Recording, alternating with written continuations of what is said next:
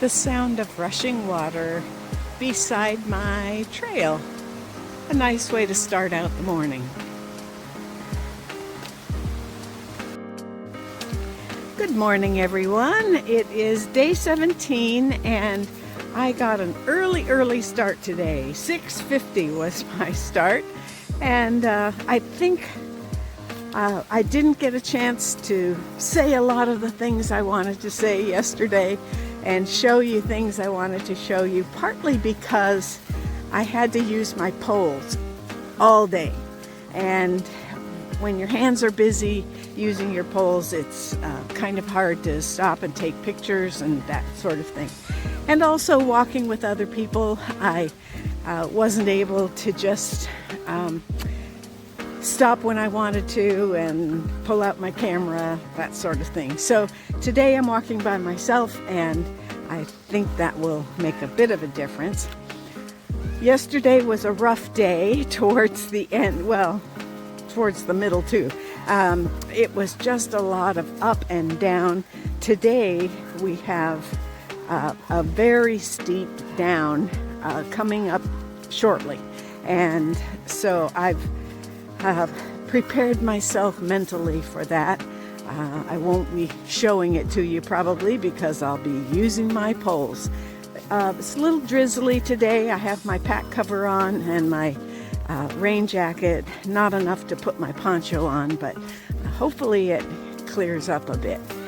It's supposed to be high 60s, I think, today.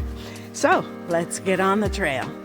It's the steep technical piece that was early on in the day, and I'm about halfway down.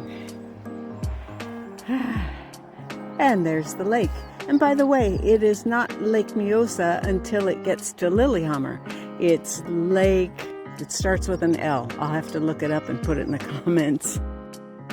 Yay, I made it! I know it doesn't look very impressive, but it took me about 20 minutes to come down that thing. It is really steep.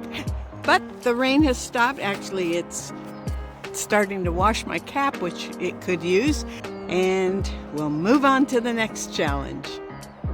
And I wonder why I miss way markers. Golly, look at that thing hidden in the bushes.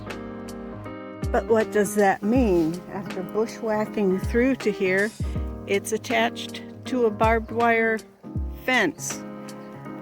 I think more bushwhacking is in order. There's that marker again with the barbed wire. I'm supposed to be on this side of the barbed wire. So backtrack a bit, go over a stile, which is a fun. I had to pull my leg up over it with my rain pants because the jump was so high. Anyway, back on track.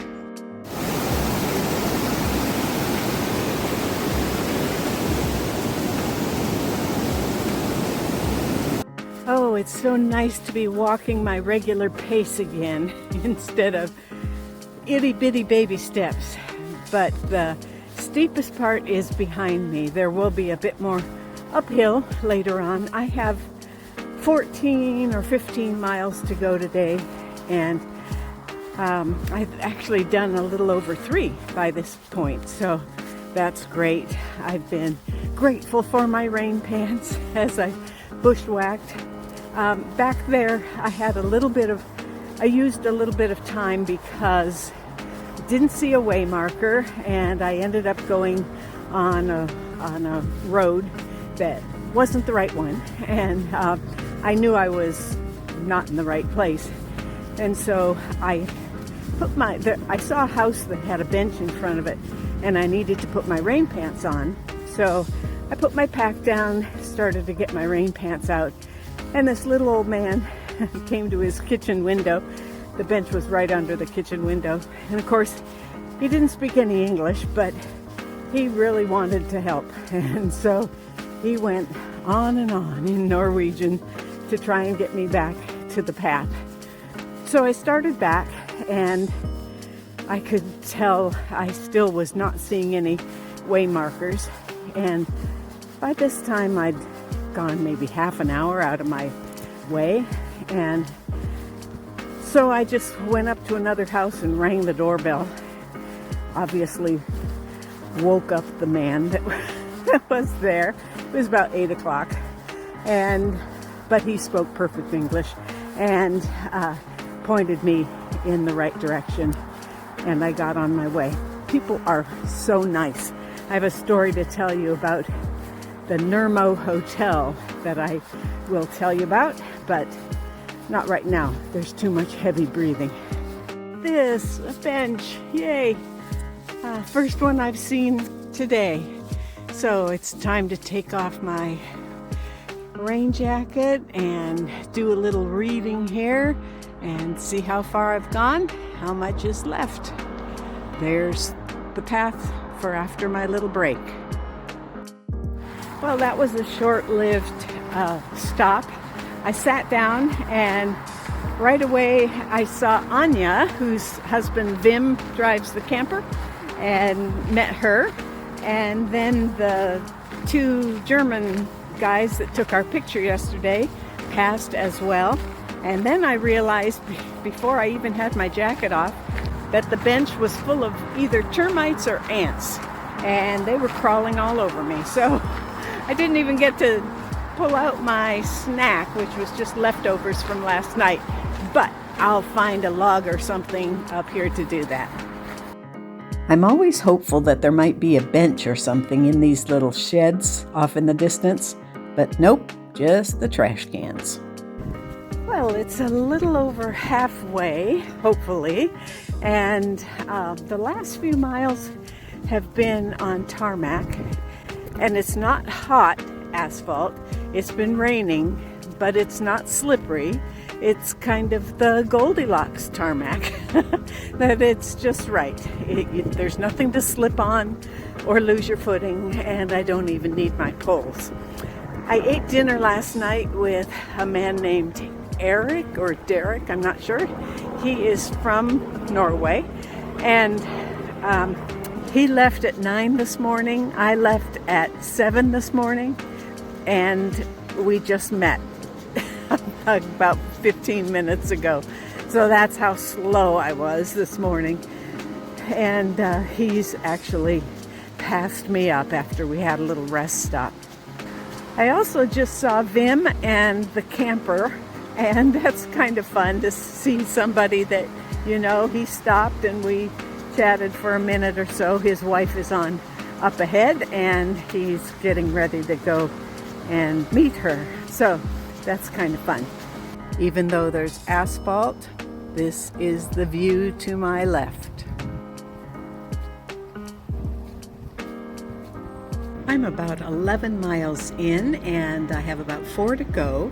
As you can see by the reflection in the window behind me, the rain has gone and it looks like it's going to be a beautiful afternoon. I'm sitting on the outside of a restaurant. I bought a drink and I'm letting my feet rest without my shoes, and I thought this would be a good time to share a couple of things with you. The things that I want to tell you keep stacking up, and so before I forget them, I want to tell you now. The first one is kind of comes on the heels of a meditation. I got 2 meditations, both of them having to do with your thought process, your thinking. One from Marissa and one from Jody. And a couple of days ago, I was at the Ringebu Hotel, as you know, best ski boutique hotel, many years running, and it was an expensive hotel, and breakfast was included, but I couldn't stay for breakfast. Well, no, I guess I did stay for breakfast, but I ate it fast. And sometimes they will let you take a few things for your lunch along the way, but sometimes they don't either. And so I have my little Ziploc baggies, and I was going to just take a few things, And then I got to thinking, the right thing to do would be to ask. And if she says, no, absolutely not, well, then I'll pay for it, But if she says yes, then That's great. So I did ask. I said, would it be okay to take some things for lunch off the breakfast bar? And she said, of course, take what you need. You know, it was just such an affirmation that going through that whole thought process and having it come out positive was a good thing. The other one thing has to do with a lunch as well. It was yesterday. I asked, I wasn't able to stay for breakfast this morning, and so yesterday I asked if she would be able to pack me a breakfast, since breakfast was included with the hotel. And she said yes, and how many pieces of bread do you want? And I said, oh, 2. And she said, 2? How about 3? I'll make you a sandwich. So I said, okay, but I'm thinking, oh, a sandwich with 3 pieces of bread. That's going to be a lot of bread in a sandwich. Well, as it turns out, their sandwiches are open face. And so it was a piece of bread, a piece of ham, a piece of cheese, and a little piece of wax paper, and then another. So it was like 3 separate sandwiches. I had one for breakfast this morning. I'm having the second one now, and I'll probably have the third one for a break closer to my destination. So anyway, I just thought that was interesting, the way they define sandwich. And then the other Norwegian interaction was the woman who drove me from Greta's shelter to my destination last night. She was a kind person. She spoke really good English, and she said, we were talking politics, and she said, you know, we never hear anything about what real people in America are like. All we hear is that your president wants to buy Canada and Greenland, and that he says crazy things. But we never hear anything about real people. And I thought that was quite interesting. So, you know, an interaction with a true American here was probably very different for her. And I'll give you one last thing. At this restaurant that I got my drink at, she saw you've seen it in some of the videos, this cross stitch that I did that's on my pack. She saw that and she said, oh, are you walking? And so that's like if you lived in Boston and the marathon was coming up and you said, oh, are you running? Meaning, are you in the Boston Marathon? You know, it's the same thing here. Are you walking? Yeah, I'm walking. And then the next question is, where are you from? And they don't care that it's California. They care that it's Oslo, is where I started from.